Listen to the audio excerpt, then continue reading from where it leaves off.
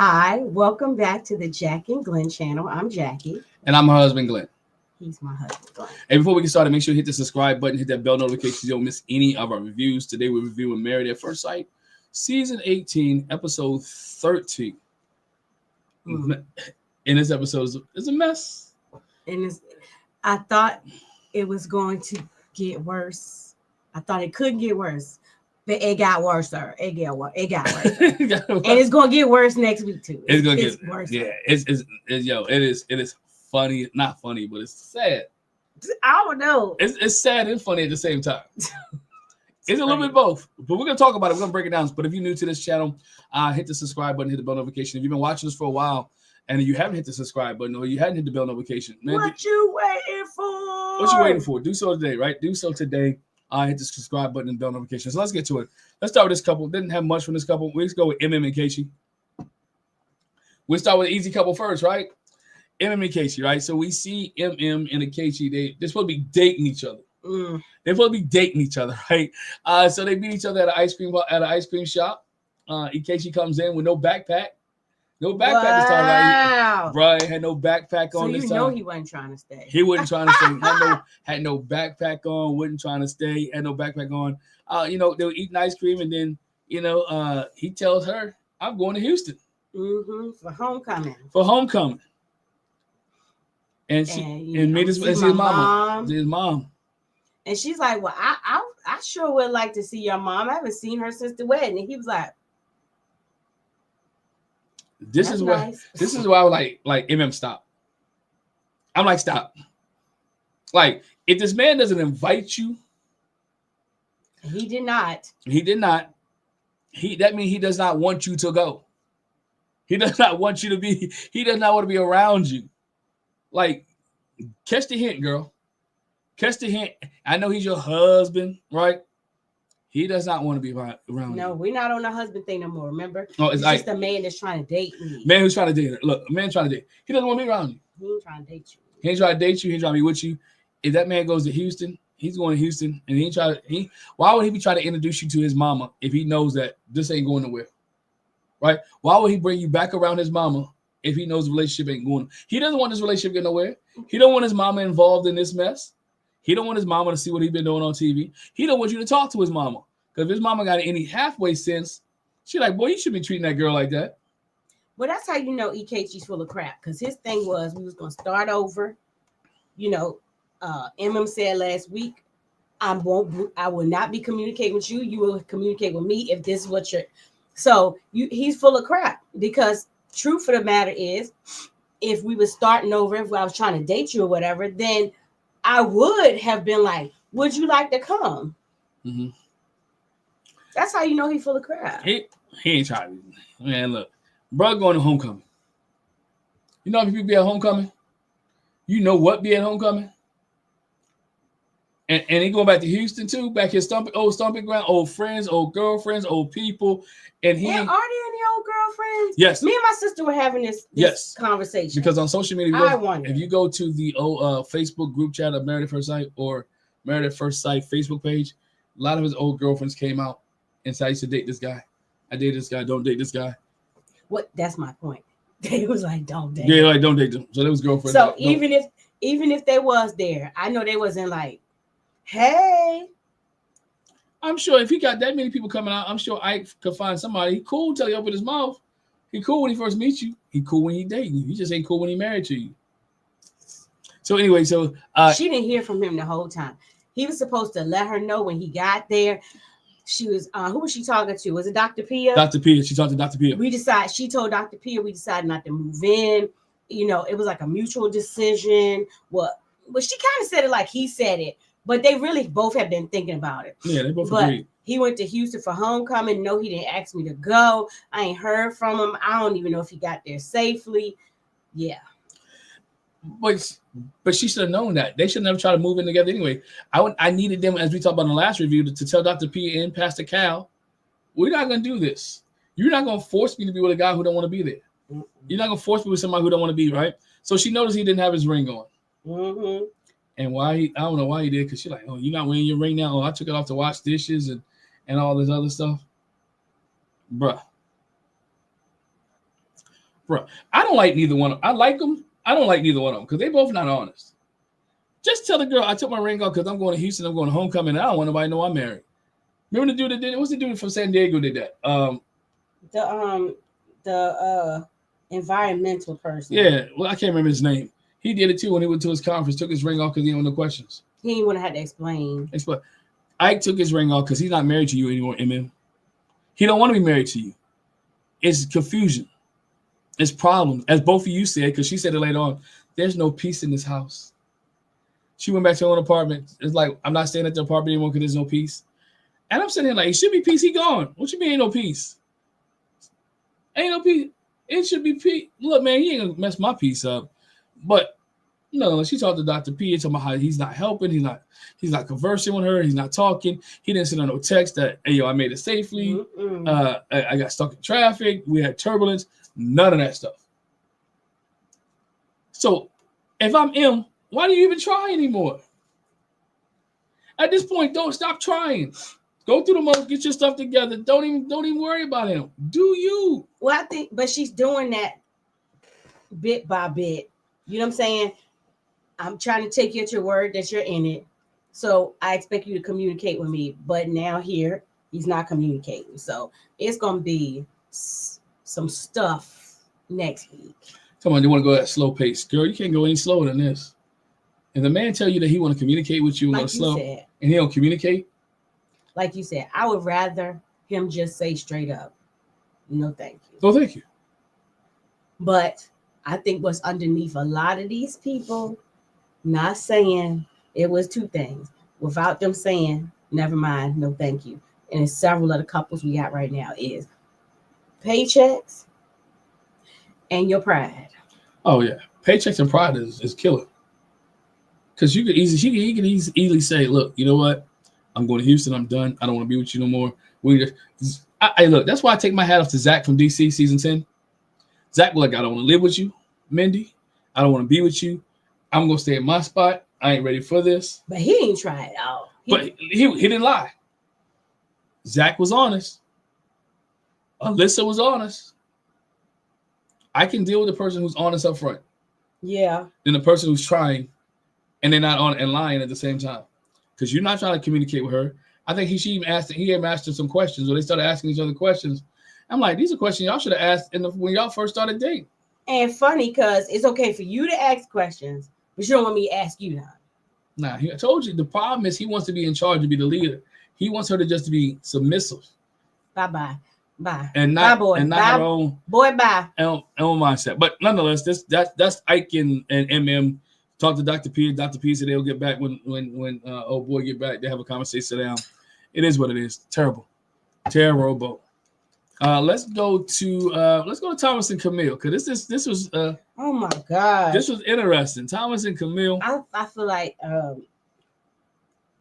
it was two scenes that I was like, oh gosh, what channel is this? Look, Thomas and Camille sat down and talked to Dr. P, right?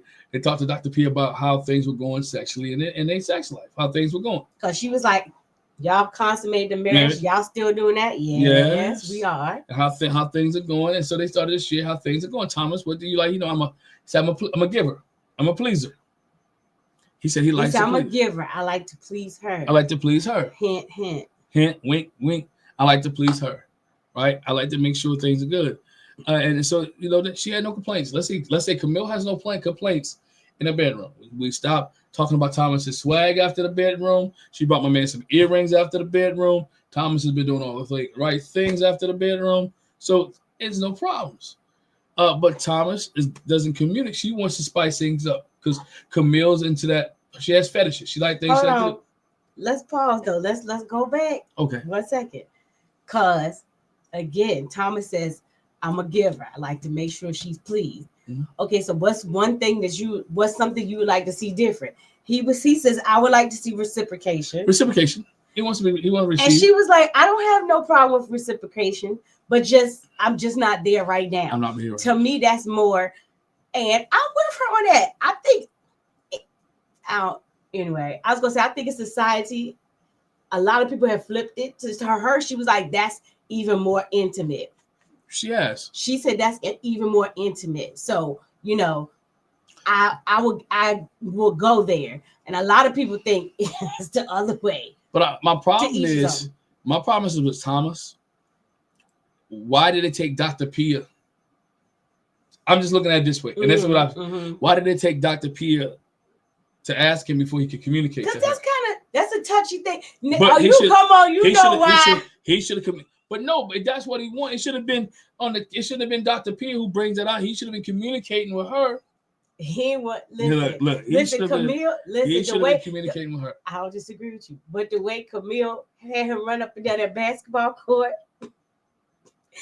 It was out. Was it this episode or one before? Yeah, because this one when she had the gun. She had the gun. Man, how she was making him squirm in the bed because of that gun. And she said. So I'm sure he was like, I don't want to ask her. She might not be there.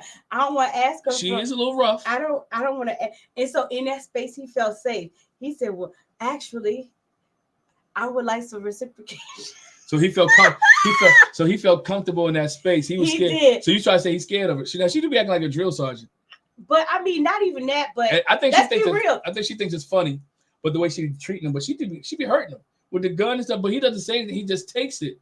And I be worried about Thomas. Like, bro, speak up and say this. It's like this ain't a game. She might think it's funny, even if she thinks it's funny and you don't think it's funny. Say, look, man, that's not funny. Right. That's not cool. This is hurting me. And she got on top of the gun. That's not cool. That man, she like his little poor hamstrings. But I still say, for some people, that's a touchy subject. For a man, talking to a woman. If you should have those conversations though. Right. But I think those are conversations you when you start having sex in this like on Married at First Sight, and you start talking about things because y'all don't know each other. And when you start doing this, you should be communicating about. Yeah, that was in the backseat in my car. But you should have communications about what you like, what you don't like, what pleases you or don't please you. He shouldn't find out when he's meeting Dr. Pia that you don't reciprocate or whatever the case may be. He shouldn't find out that you like your butt spanked. I think that was a conversation too, right? She likes her butt spanked. She doesn't mind the being tied up and all that other stuff. So that's the type of stuff that you could talk about, or you should be able to have a conversation about. That's not superficial. This is some serious conversations because I want, as him being a giver or like to be a pleaser, I need to know what it takes to please you. So you need to go ahead and reverse the conversation or reciprocate or whatever the case may be. Let's have this conversation.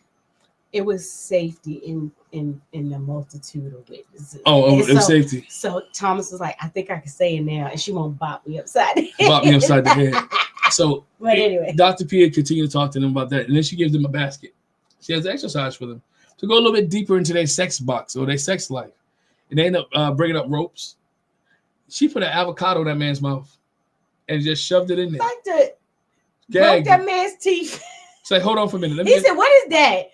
She's like, don't worry about it. He's like, what's the safe word? Anytime you got to have a safe word in sex, is a problem. If you got to use a safe word, you might not want to be doing what you're doing. Because somebody may get caught up and somebody may lose something. But I was like, why she pick an avocado? And oranges. She can't do a banana. That's funny. You can't do that. No, but I was like, an avocado. Gosh, I know the outside of that tasted terrible up against his tongue. Should have did a kiwi. I don't know. Could have did something. But she had a good time messing with Thomas. But then Thomas reversed it on Camille and had her tied up, and he showed a little aggression. I think she was like, yes. She was turned on by the fact that Thomas had a little bit of aggression, that he was wrapping up, he was kissing her neck, and put your hands. Put his hands back. He took the lead. Basically, she just wants Thomas. What it boils down to, she wants Thomas to take the lead. She wants Thomas to be in charge of some areas, and this is the area she wants Thomas to be in. But I think Camille likes to be in charge too, and you can tell she likes to be in charge. She doesn't like to relinquish control, but yet she wants Thomas to take control. And to me, it's kind of backwards. She doesn't know which one she wants. I think she does. She will relinquish control if she feels like he's actually going to step up, take it. Yeah. So that's pretty much it with them. That they was pretty much easy. I don't need to see any more scenes with Thomas and Camille though. Nah, we don't need to see that anymore. Well, I felt like, and then as a side note, like I said, I was talking to my sister, I was talking to you too, it was fine for them to have that conversation. I don't know that they need, I'm going to say, I don't feel like they needed to have that conversation and us be sitting in on it. And then me and my sister were talking about the fact that I know her grandma was like, Lord have mercy. And grandma might have shared some things, but at the same time, I'm sure Camille was like, Grandma, I don't know. What? No, thank you. Yeah, I mean, So, they aired some stuff, but they was willing to, and I guess they was willing to have that conversation, willing to, they grown. It's what it is. Some people like it. Some people like it. All right, let's move on. Let's move on to Madison and Allan. Oh, you want to do that? You want to do that? No, let's go Carla 1. Yeah, we can do Carla Ewan. Carla Ewan, right? Carla Ewan. We'll talk about this awkward moment. Carla Ewan. Oh, man. Carla and Juan trying to spice up some things in the relationship. They met with Dr. P as well. Juan said he's not ready to go there yet. As he's been saying, I'm not ready to go there yet. She's cool. I like Carla. And he bases it on the fact that I've led with physical before, or I got into physical before, and everything else fell flat. So I'm trying to do it the opposite way, but it's to his detriment because now you're not even looking at her like that. Not even looking at her. And that's what Carla needs. So Carla needs all the emotion. She needs all the touchy. She needs the huggy feely. She needs to feel the earth. She needs to feel Juan. She needs Juan's embracement. She wants Juan's kisses, and none of that's happening. So they tell Dr. Pia that none of that's happening. So Dr. Pia said, you know what? We're going to do something to attempt to strengthen your physical bond. We're going to have you and Juan do tantric yoga. And Carla was like, yes, I knew I wanted to do that. I really wanted to be involved with that. I love tantric yoga. Do you know what that is? Do you know what that is? And Juan was like, yeah, I guess a little bit. I can Google it. So when they get back to the party, oh yeah, get back to the apartment. I can Google it. And we get back to the apartment, he Googled it. And to me, and the pictures came out, he said, I didn't see pictures. To me, it seemed Juan just took all the weird pictures, not the real sensuous, sexual tantric yoga stuff. He just took the pictures that he wanted to do, and him and Carla was putting their back together. So they he Googled it, and like Google was his best friend, and they did the pictures. So now it's time for tantric yoga time. And this lady, I can't remember her name. Was it Deanna? I can't remember. But anyway, this older lady comes to the door. She comes in with her tantric yoga, has some stuff ready for them to do tantric yoga. And we see her negligee, her lingerie, her lingerie, her pink lingerie, whatever you want to call it. She had a little nightie on. Nightie on. I don't know if it was the middle of the day or not. But I noticed if you had a nip slip. But I noticed when she came in, I'm pretty sure she had like some pants or jeans or something on. And I was looking like, why does she got that tucked in there like that? It just didn't look right. And she did chest all out. And then later I was like, what dog? There's a little nightie. She had her whole little nightie with Carla and Now, why does she have to be dressed like that to show them it's beyond me? She makes house calls. But she had to dress like that. She wanted to make a house call for Juan and Carla to get them in the mood, to get them to get the intimacy flowing. I cringe because now she's teaching Carla how to massage Juan with a rose. And both of them are rubbing up and down Juan's both of them body. Now, hold on for a minute. How, if both of y'all, Juan's a good sport. Because I would have leaned over to the lady like, what you doing? This is not that type of party. You ain't got to participate in it. You can tell her what to do. But I don't need you and her both rubbing roses up on my body. Even if she was going to participate, maybe you need to take his neck up. No, she went all the way downhill. I was like, now, watch that rose lady. Yeah, she was all by his thighs and stuff. I was like, that really? Now, Juan was just in the mood to play. Juan had no feeling from this whatsoever. Juan is ready to play. Especially when she was like, okay, as we're doing this, making a sound. He was like, ah. Juan had me laughing this episode because Juan's like, I don't know why y'all doing this because me and Carla ain't gonna get no intimacies coming out of this. And old lady, me and you not having no intimacy. Can you stop rubbing on my body? If this is not one of the most cringeworthy things to see on TV, and I know everybody, I don't like, what am I watching here? What am I watching? Like, this is the beginning of a weird type of movie, right? Like, this ain't what we signed up for. So it was Juan's turn to give Carla, I guess, a massage with the rose. After the lady. She was like, y'all got it from here. I'm going to go ahead and leave so y'all can do it. Yo, I was so awkward. And so Juan is like a 16-year-old kid Everything's laughing, playing, joking around. On the road. It was no intimacy whatsoever. And it just took you to me to see that there's never gonna be any intimacy in this relationship. It's like 16 days left, 18, 19 days left. There's no intimacy that's gonna be in this relationship whatsoever. One is playful. Carla is like his cousin, and she even said it. It's like kissing my cousin. There's no intimacy. Can we just? They're not. One didn't take it seriously. Carla tried to take it seriously, but with this lady in lingerie, I think they couldn't take it seriously because it wasn't just them. Mm-hmm. It was somebody else there. You had the camera people there, which I think that's hard anyway. When you got camera people, lighting people, you got all these people, and you want us to be real intimate or real close to each other. Nah, that don't work. It's hard. So one was out. Needless to say, the tantric yoga is a fail. Have this tantric yoga in all these episodes ever worked? Mm-hmm. We see it almost every season, right? Mm-hmm. And when we see it every season, and she give it to the couple, her or Dr. V, when Dr. V was on here, give it to people. And I've never seen the tantric yoga work with a couple. Clinton Gina didn't work. No. My man in Houston, what's his name? It didn't like the redhead. I can't remember. Clint. No, that's Clint. Clint was Tennessee. I'm talking about in the Houston. Houston. He had the redhead girl he didn't like her. I can't remember his name. Oh yeah. It didn't work with him. Right? It didn't work with other couple for Tennessee. Eris. Didn't work, and Jasmine. It didn't work with none of them. So tantric yoga is not working. Try something different. All right? Try something different. But that's one, Carla. Nothing major out of there. Didn't work. Tantric yoga. They're just friends. Friends and could be later on business partners. All right? Friends and could be later on business partners. So let's get here. Let's move on. Let's move on to Allan and Madison. Allan and Madison. They meet with Dr. P as well. Mm-hmm. They talk about playing the Twister game, which they didn't touch each other. Oh, Ryan and Brett. Thank you. It is Ryan and Brett. Yep. Oh, yeah. Ryan and Brett. Appreciate that, D. That's why I do this. I would love it. And so, yeah, Ryan and Brett. I mean, it was Ryan and Brett from Houston that we were talking about earlier. Yeah, we now we got Madison and Allan now, right? So, yeah, Madison and Allan. They talk with Dr. P about the Twister game, which they didn't touch each other. Which that assignment that she gave them was a fail as well. They got to know about each other and communicate with each other, but they didn't touch each other.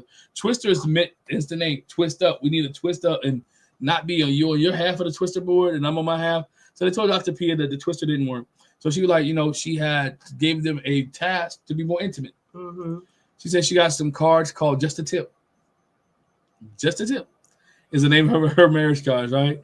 And so they were playing and answering questions and the game is you think it's going pretty well. They answered questions for each other and Madison still she shucked around some questions that Allan asked. Mm-hmm. She didn't want to give any answer. So then Allan comes out and say, look, Allan missed that at the beginning of their marriage. Go ahead. So based on their responses to these questions, mm-hmm. he realized that they were more in line than he thought.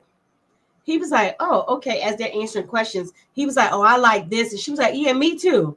And so that's what prompts him to say that when they first got married, saw her. He assumed that it was superficial, that she was superficial. He said, because the way she danced on the dance floor, the way he was dancing at the reception and the wedding. And this is what I don't get. He said, I may not be using the right word.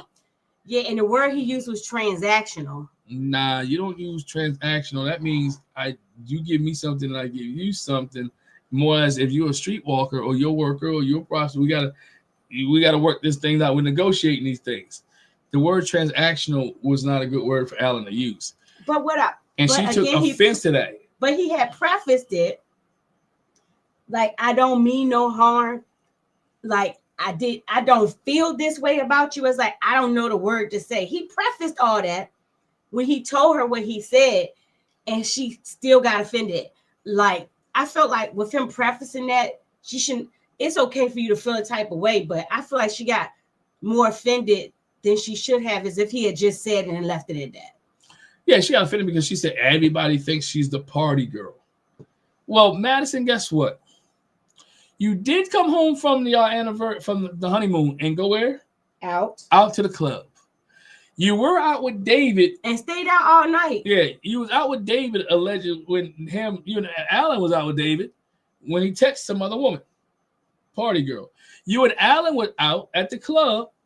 He come home when you didn't want him to drive because he drunk too much. So what makes you not a party girl? What makes you not a club girl? What makes you not a why would you feel offended if that's where you always want to go hang out with your girls? Don't assume that about me. If that's what you find out, then that's one thing, but don't make no assumptions. She said, I've had to fight against that. Like, she said it like it was okay. Allan left in the producer act, and that's when she broke down. Yeah.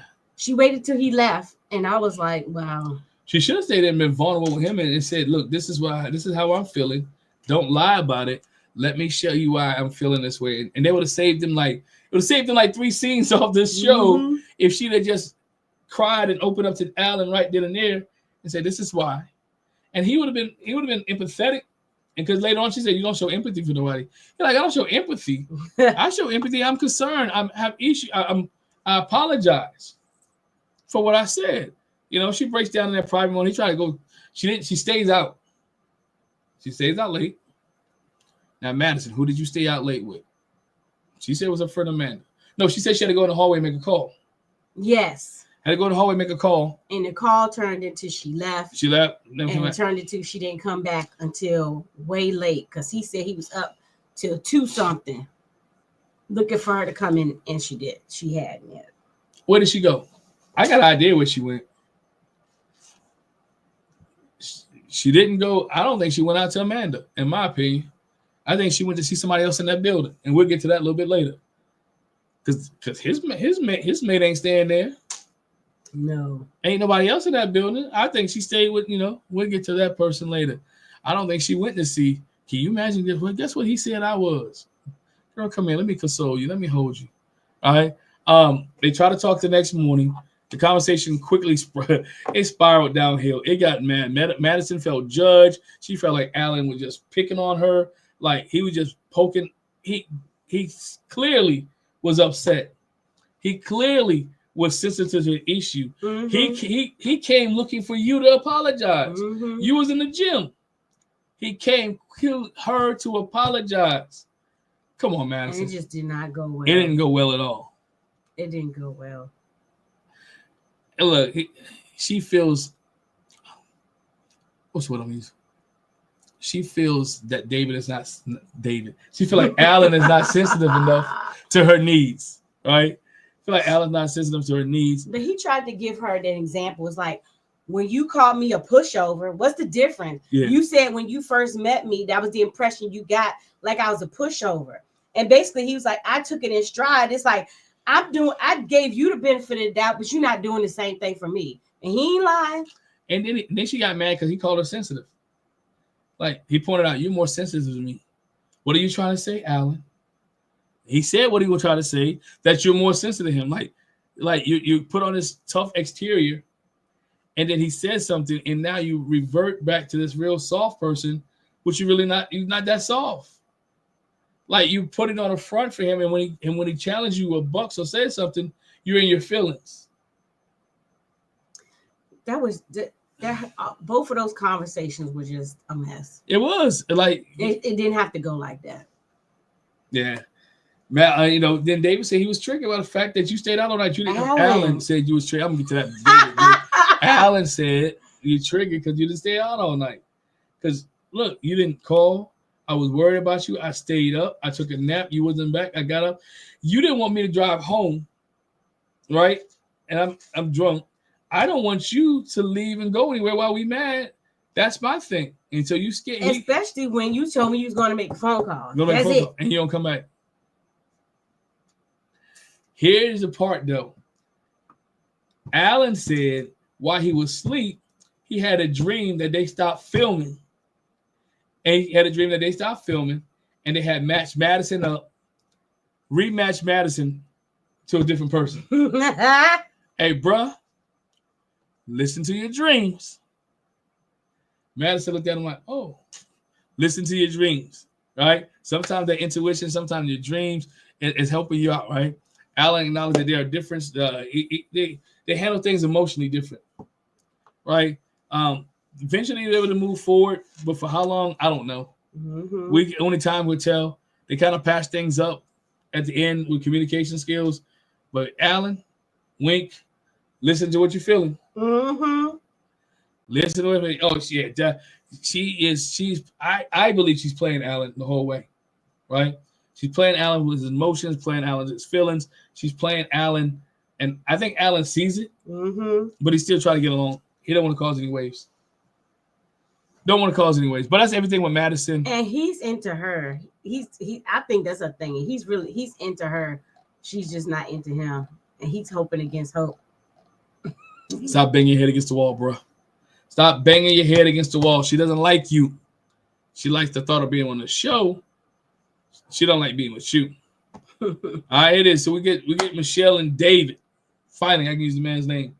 We get Michelle and David. Michelle and David meet with Pastor Cal. Well, Michelle meets with Pastor Cal first, and she explains to Pastor Cal what is going on. She tells Pastor Cal, David had text her, "You define, I want to eat you up." Pastor Cal said, "What?" He said he was talking to his cousin. Now, you know that. He said, "That's weird. That's strange." He was talking to his cousin. That's weird. So David comes in. Now, granted, Michelle and David had not talked since the text message. Had not had a conversation with since the text message. Since she brought it up. So now, Pastor Cal said, "David, explain to me what's going on." David claims that you know, the text, "You look so dang fine," he was meant for his cousin. He was about to eat about food. Pastor Cal said, "Food? You really?" Yeah, you know. Now, if Pastor Cal you could use the N-word, he ain't the N-word. You're like, "Negro, please." Now you know that don't make sense. Every time you say it, it don't make sense. Every time somebody else says it, it doesn't make sense. I wish David would just go ahead and tell the truth. Well, he eventually tell the truth. Michelle tells Pastor Cal that he's been talking to other women. He's been going on dates with other women, getting coffee for other women, hanging around other women. David like, "Well, she got a man. She got a man." Pastor said, "That don't mean nothing." What does that mean? Nothing. She got a man. So what? There's a lot of people got cheated, got men. So they have that conversation. Like, you know that don't sound right. Not at all. This text message story, you communicate with somebody you met on Tinder, like David, just not making you look good. The one thing Michelle said that you said it, he admitted to the other stuff so easily. What is it he not admitting to try to throw her off? And what did I tell you? It's because she don't know those other people. Why would I be so sketchy about who I was sending this message to? Because you probably know this person. He's 10 toes. I told you, he was 10 toes down on his lie. Pastor, That don't even look good. Pastor Cal was like, "Well, where's the text message? Show me the message. Why don't you call your cousin Denise?" He was like, "I'm not getting her involved in this." Pastor Cal was like, "You already did. She already involved, bro. You threw her. She's not personally involved. You figuratively involved her." So in the end, where I was like, Pastor Cal, you messy. Ooh, you messy. But David said, the message deleted. David was like, I'm not doing that. Mm-mm. And so Pastor Cal was like, "Check this out. Why don't you just, outside this space, why don't you reach out to his cousin Denise? Reach out to Denise. And go from there, Michelle." Now, just a little on after party, this was David said his problem was. What Michelle said to him was, basically, "I don't care. It don't make me no never mind." He was like, she don't care. She just want to know. At this point, she's just being nosy. And she won't be settled until she knows what it is. You just want to prove your point. And so he was like, I was not going to do that for her because Keisha was on his tail on after party. But he was like, I won't go give her the benefit of the doubt. And we all know Michelle doesn't like David. Can we be honest right here? That's what I'm saying. Everybody watching this know that Michelle does not like David. This wasn't about Michelle. Michelle made it personal about her. Like, how dare you cheat on me? How dare you talk to somebody else? Like, we're supposed to be in this relationship. Now, I'm not justifying David's cheating at all. Cheating is cheating, right? But Michelle is hurt. Well, I'm going to say she's hurt. She's embarrassed by the fact the nerve of, say, like I told you, this is what she said. The nerve of you to be talking to somebody else when I didn't give you no play. The nerve of you. Listen, I don't care how much I don't like you and how much I talk down about you. And I can't get over the fact that you live with your parents. And I can't get over the fact that you don't make as much money about as me. And I can't get over the fact that you don't have no savings. The nerve of you to talk to somebody else. What? I have given you no hope in this relationship, but you will not talk to nobody else on me. I don't know what you think this is. You're going to be here miserable, just be with me. She was like, you're going to be here miserable just with me, right? And Michelle made it about her. It's never about the marriage. I'm a firm believer David should have waited to do anything until these 8 weeks were over. I don't justify cheating and no means. All right, but he should have waited. Because again, it's not hurt. It's more embarrassment. Mm-hmm. It's pride. It's pride. It's entitlement. Like, how dare you? You didn't commit to this. Like, it's not like Michelle was ever going to say yes on decision day. Never. She wasn't even working to say yes on decision day. They wasn't working this thing out. David has checked out. And he checked out and went on Tinder and met. But that's because she checked. But this was Tinder from before. But she had checked out way before he did. Mm-hmm. But she's trying to make it look like she's checking back in. Lies. Because she cares. She's now at the point she just want to know. Right. So long story short, sis calls Denise. And she's like, Denise, tell me what's going on with this text message. And Denise was like, you know what? I'm going to be real with you. I'm going to be honest. David called me and he told me about the situation and he asked me to cover for him. What? No, hold on. David called me and basically he told me that you was going to be reaching out to me and asked could I cover for him. I said yes. But then when he explained to me what the situation was, I was like, no, I'm not getting in that mess. My name is Bennett and I'm not in it. David picked the wrong cousin. He ain't picked the ride or die. He thought Denise was a ride or die. She gonna stick to the guns. I believe she might have. No. Listen, no. There's not too many women. No, listen, that's what I'm about to say. I think he did pick the right one, and that's my ride or die cousin. But when it comes, exactly. Ain't no most women not going to say, let me help you lie about talking to somebody else on the person that you with. No. Yeah, let me help you cheat, bro. No. Nah. She said, so it wasn't you? It was another girl. I was like, but I appreciate Denise being integritous. I do. But at the same time, oh my gosh. You just gave her the fuel. You just give the fuel to the fire. You gave her exactly what she wanted.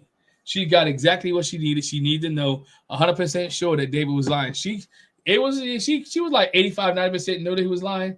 But when Denise finally closed the book on this deal, she like, I got you, brother. You lying. And at this point, it's just about some got him. Yeah, it's about this point I got him. It's about him. It's about embarrassing him. It's about to show that he's a liar.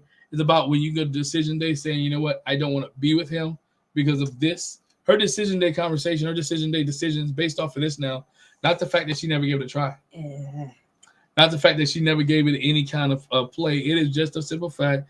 He cheated on me. He was talking to other women he was talking to other women while we was married.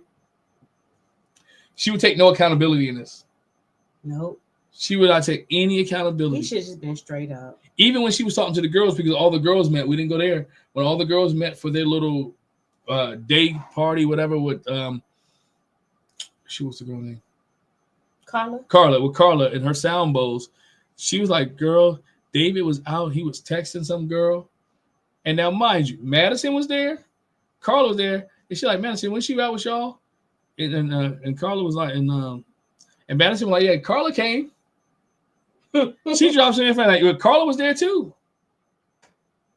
Carla said, yeah, but he was with you. When y'all looking for your phone or something? Like, when y'all looking for your phone? He said, yeah. Then Madison act like she don't be looking at David like, yeah, we looking for my phone. We found it, but we left. Carla looked at her like the side eye, like, I am a firm believer that Carla knows what's going on. I think she does too. And Carla was throwing stuff out there like, girl, you better ask more questions. Like he hang out with Madison. Because again, Madison, Juan, and Carla, Madison, Juan, and David all, Madison, David, and Juan all work out together in the morning time, and hence Madison is there. You can't tell me that when he hit the M, he ain't sending it to the wrong person. He was sending it to he sent it to an M, all right, but it was the wrong M. Mm-hmm. It was sending for Madison. Madison was there. If you go back and watch that scene, and if y'all join us on our review a little bit later, if you watching this before Sunday 6 o'clock, watch the review. I'm gonna show y'all that clip how Madison was looking when it was brought up. She looked like that on after party too. She was on after party. Set aside. I wonder, and I want somebody to ask: did you ever, when you realized that it didn't go to the right recipient, did you copy that text and send it to the right person? Did Madison ever receive that text? Because that's, y'all don't know. That's who I believe he was texting. Did she ever get that text? No. Remember, he said, I tried to pull it back. I didn't know if you had seen it. He didn't know till the next day. Right. So that means he didn't know enough to resend it to the right person. Right. So what probably happened is she lost her phone. He was looking for the phone. Maybe he texted the phone, called the phone when he was helping her look for it. Mm-hmm. And in the process, he said, let me drop this little jewel on you. Dang, you look fine. Dang, you look fine. I want to eat you. I want to eat you up. But you have to get to a point and get to a place where you can text somebody to say, hey, dang, you look fine. You want to eat you up. You have to be at that place already. Somebody got to know. Somebody got to start somewhere. No, you don't start. That's not where you start. Okay. Most people don't start. Dang, you look so fine. I want to eat you up. There's been conversations leading up to this. But what I'm saying is, he probably ain't never sent her no text like that before. You got to start somewhere. I still think he lied. He could have lied and played that off seriously. When she asked, or better yet, again, just tell the truth. You didn't want me. He could have said, I wasn't going to waste my time with you. To shut that thing down, all he had to do was say was, look, I was trying to test the waters. I sent you this text to see what you're going to say. But that's still a lie. I'm saying he could have been truthful and just been like, listen, you don't like me. I'm over trying to like you. I'm just biding my time. Yes, I text somebody else. And she ain't the only one. I text sis from Tinder. I've been donuts. In touch with this one. I get this one coffee. I've been to donuts that had this one who had donuts. Because contrary to popular belief, I'm in high demand. You might not like me, but somebody does. Somebody like my crooked ponytail. Somebody cock to the side pony. Anyway. So that's all we get. That's all we got for that, man. But again, next week's the crap's gonna hit the fan. We get to see divorce papers. We get to see they go on retreat. We get to see Madison's name dropped. I want to know how Michelle. People storming out. People storming out. Don't see it all. I want to see how Michelle figured out was Madison. Has it always been her? It ain't hard. Has it always been her intuition? Ever since the gym situation. I don't even want to say it's intuition because I think maybe she do have a little intuition, but I think some of it's obvious because again, remember Allan said to Madison, "You don't greet me. I seen how you greet other people." David, he called David by name. She did. He did. So some of it's intuition, and he was like, some of it is context clues. He said, "Well," and like David told her on the honeymoon, "Yeah, me and Madison were downstairs, and she looked like, bent or no." Check. So it is going to blow to the fan in case she brings divorce papers. We see how that pans out. Carla and Juan. I'm excited for next week. Tuesday can't get here quick enough to see what goes on at Married at First Sight. Hey, you guys leave a comment in the comment section below about these couples. What do you think about David and Michelle? Do you believe it's Madison, right? If you have not found the dirt sheets or seen anything else, do you believe that is Madison? Let me know there. Let us know what you thought about the scene between Juan and Carla and the tantric lady. Let us know about Camille and Thomas. Was that too much to air on TV? All right. Does Camille do a good job answering the question? And is Thomas really scared of Camille? Let us know.